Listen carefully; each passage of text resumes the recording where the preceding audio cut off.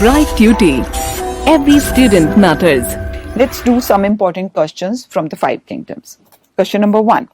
What is the criteria for classification of organisms as belonging to kingdom Monera or Protista? So if there is an organism, whether you will classify it into Protista or Monera, what is the basic difference? Both Monera and Protista are unicellular.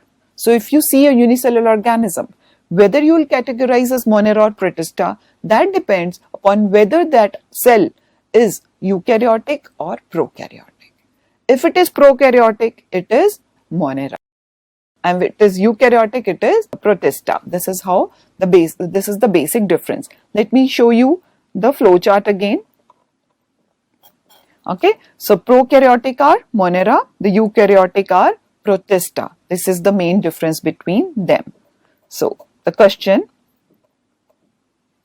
what is the criteria for classification as belonging to Monera? Monera are prokaryotic, Protista are eukaryotic. Question number 2. In which kingdom will you place an organism which is single-celled? Okay, that means it is unicellular and eukaryotic and photosynthetic. So, since it is single-celled, so it can either be Monera or Protista.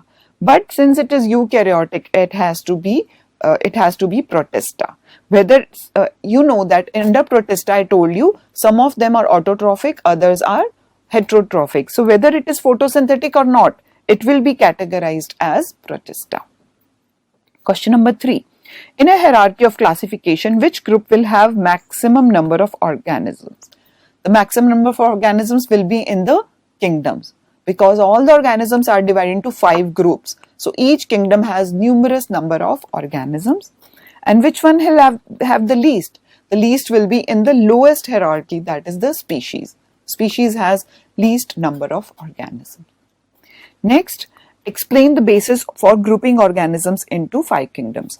And for this question, you can refer to the flow chart which I just told you, that forms the basis of grouping. Whether the organism is prokaryotic or eukaryotic, then afterwards whether it is unicellular or multicellular, afterwards whether they have cell wall or not, and lastly whether they are autotrophic or heterotrophic. These are the bases on which we divide the organisms into 5 groups.